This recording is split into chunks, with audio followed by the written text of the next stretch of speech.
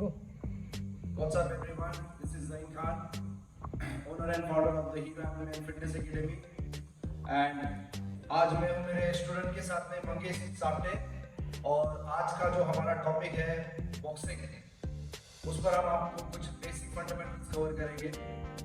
तो स्टार्टिंग में आज हम लोग सीखेंगे वो है स्टांस और फुटवर्क।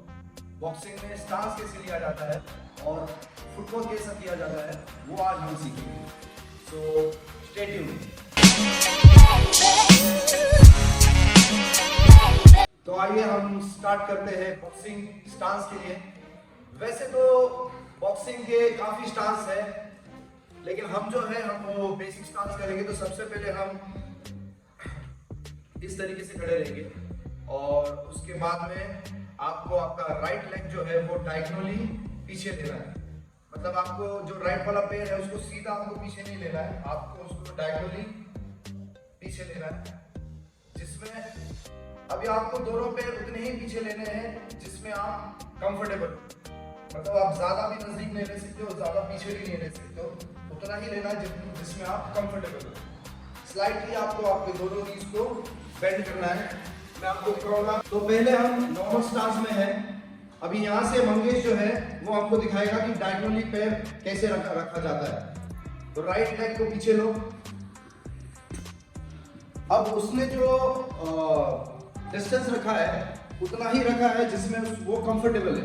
अगर वो ज्यादा पैर पीछे ले लेता है तो उसके लिए प्रॉब्लम हो जाती है फुटवर्क करने के लिए, जो हम लोग अभी सीखने वाले हैं स्टांस के बाद में।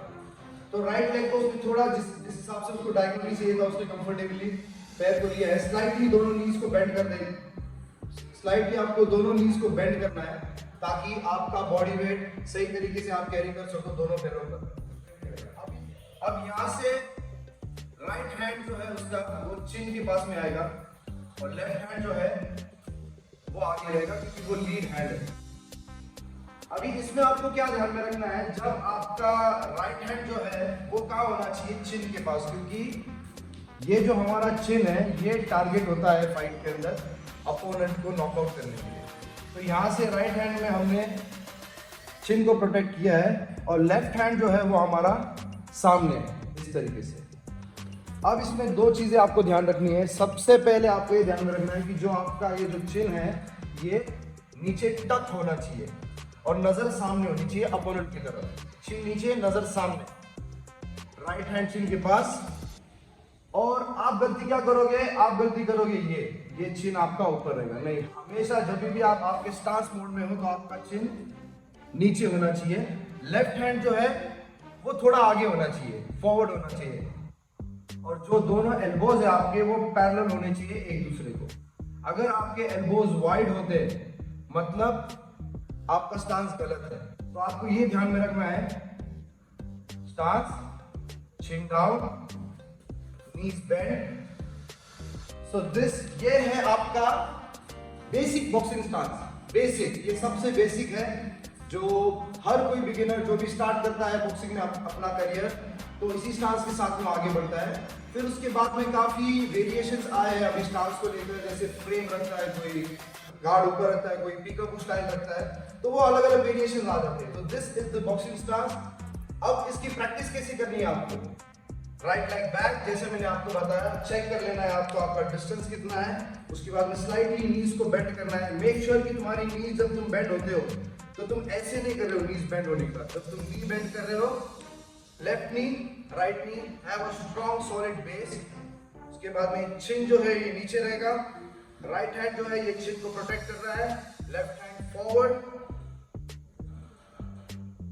And relax. अभी इसकी प्रैक्टिस कैसे करोगे आप, 1 2 3 4, और एल्बो को चेक करना है कि वो पैरेलल है, ऐसे नहीं हो रहे, ताकि कभी कोई बॉडी शॉट आता है तो हम डिफेंड कर सकते हैं। And then relax. I hope कि आपको ये चीज समझ में आई, बेसिक बॉक्सिंग स्टांस। और अब बढ़ते हैं फुटवर्क की तरफ। फुटवर्क कैसा किया जाता है, ये हमारा गार्ड स्टांस जो मैंने आपको बताया। अब मैं फुटवर्क, मतलब मुझे चलना है, आगे चलना है। तो बॉक्सिंग में चलना अलग होता है जैसे हम नॉर्मल लाइफ में हम हमारा जैसे चलते हैं, हमको हमारा पूरा बॉडी का बैलेंस समझ में आता है क्योंकि हमारे मसल मेमोरी में इनफैक्ट अभी हमारा पैर लचक भी जाता है तो भी हम हमारा बैलेंस पकड़ते हैं। वैसे ही बॉक्सिंग में लेकिन आप ऐसे नहीं चल सकते, उसमें तरीका है। ठीक है, तो मैं फिर से आपको बताता हूँ। Stance, guard, chin down, left hand forward, fight face, elbows in. अब देखो मुझे आगे बढ़ना है, तो आगे बढ़ने के लिए मैं क्या करूंगा, जो मेरा लीड, जो मेरा आगे वाला पैर है लेफ्ट वाला, उसको मैं आगे लूंगा, स्टेप लूंगा और पीछे वाले स्टेप 1 2 आगे आगे आना है। तो मुझे पीछे जाना है, right leg back, left leg back. पहले मेरा पीछे वाला पैर जाएगा, फिर आगे वाला।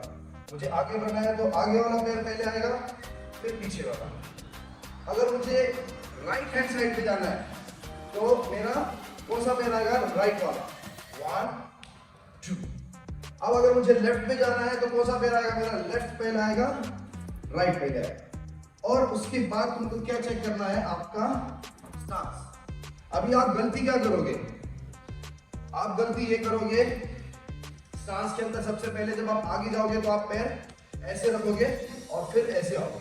नहीं, आपको जब चलना है तो कुछ इंचेस में आगे बढ़ना है क्योंकि हमारे सामने अपोनेंट है, वो कोई ऐसी खड़ा नहीं है, वो अपोनेंट है जो हमको काउंटर भी करने वाला है। तो सारा खेल तुम्हारे फुटवर्क के ऊपर है। अगर तुम फुटवर्क को सही तरीके से करते हो तो तुम्हारा गेम भी अच्छा होगा।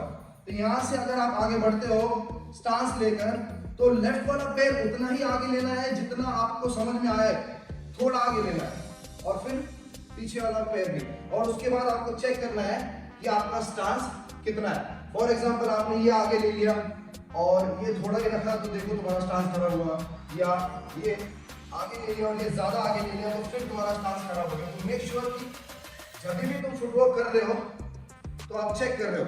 अभी मैं आपको दिखाता हूँ। और लास्ट इंपॉर्टेंट वेरी जो है इंपॉर्टेंट, उसमें क्या है कि जब आप फुटवर्क करते हो कि आप टोस पे कर रहे हो, आप हमेशा टोस पे हो, फ्लैट फुटेड नहीं है, यहाँ पे टोस पे रहना है।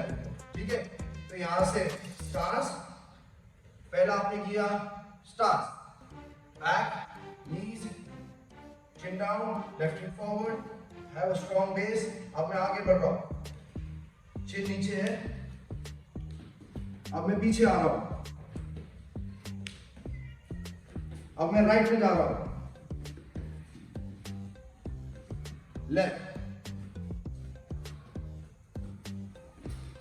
Back, check your photo. I hope कि ये वीडियो आपको पसंद आया है। अगर पसंद आया तो please share and subscribe and press the bell icon. Thank you very much. मैं और ऐसे बेसिक मिक्स मार्शल आर्ट्स की जो वीडियोस हैं, मुay थाई, ग्रैपलिंग, रेसलिंग, ये सारे वीडियोस के हम ऐसे शॉर्ट ट्यूटोरियल्स बनाएंगे और आपको हेल्प करेंगे ताकि आप नई नई चीजें सीखो और आपकी गेम को डेवलप करो।